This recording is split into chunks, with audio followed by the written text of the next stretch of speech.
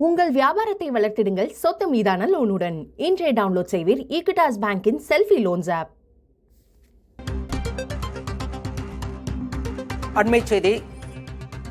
தெலுங்கு நடிகர் அல்லு அர்ஜுன் தெலுங்கானாவின் சிக்கடப்பள்ளி காவல் நிலையத்தில் விசாரணைக்கு ஆஜராகியிருக்கிறார்.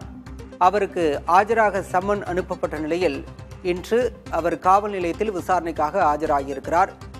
புஷ்பா 2 திரைப்படம் சிறப்பு காட்சி வெளியீட்டின் போது பெண் ஒருவர் கூட்ட நெரிசலில் சிக்கி உயிரிழந்தார். இது தொடர்பான வழக்கில் நேரில் ஆஜராக நடிகர் அல்லு அர்ஜுனுக்கு சம்மன் அனுப்பப்பட்டிருந்தது. அதன் அடிப்படையில் தற்போது சிக்கடப்பள்ளி காவல் நிலையத்தில் நடிகர் அல்லு அர்ஜுன் ஆஜராகியிருக்கிறார்.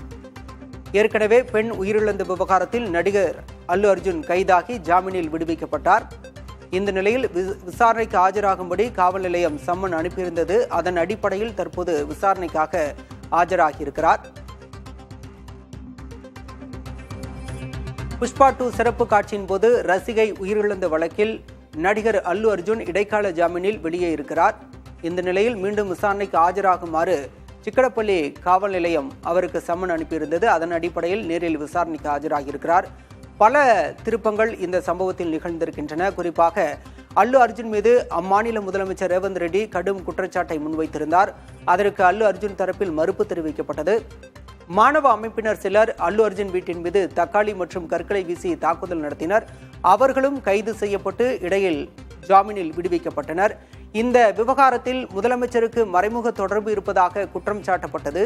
ஆனாலும் ஆளும் காங்கிரஸ் அரசு தரப்பில் அது மறுக்கப்பட்டது. இந்நிலையில் தற்போது இந்த விவகாரத்தில் நடிகர் அல்லு அர்ஜுன் தற்போது விசாரணைக்காக காவல் நிலையத்தில் ஆஜராகியுள்ளார்.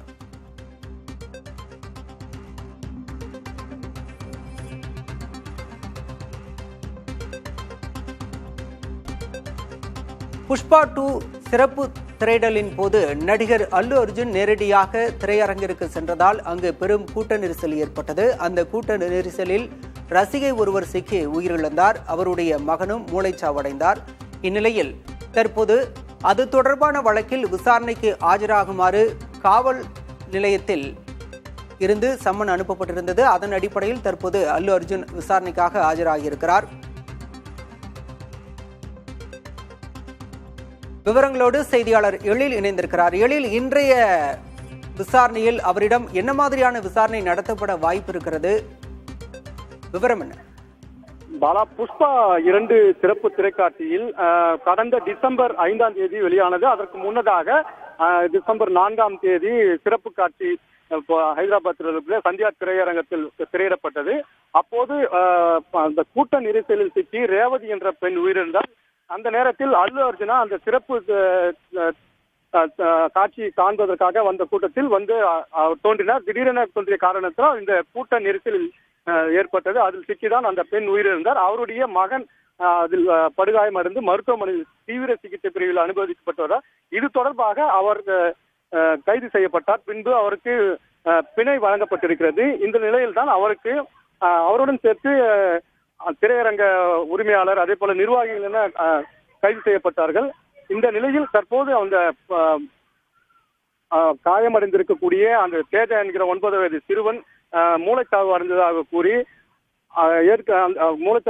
கூறி ஒரு வழக்கு தொடரப்பட்டது.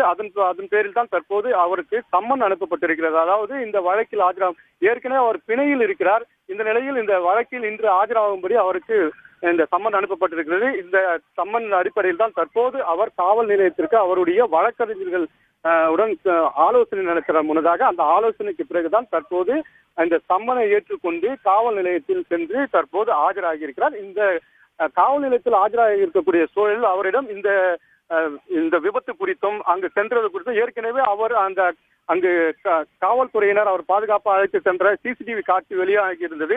அது குறித்தும் அவரிடம் தற்போது விசாரணை நடத்தியிருக்கிறார்கள்.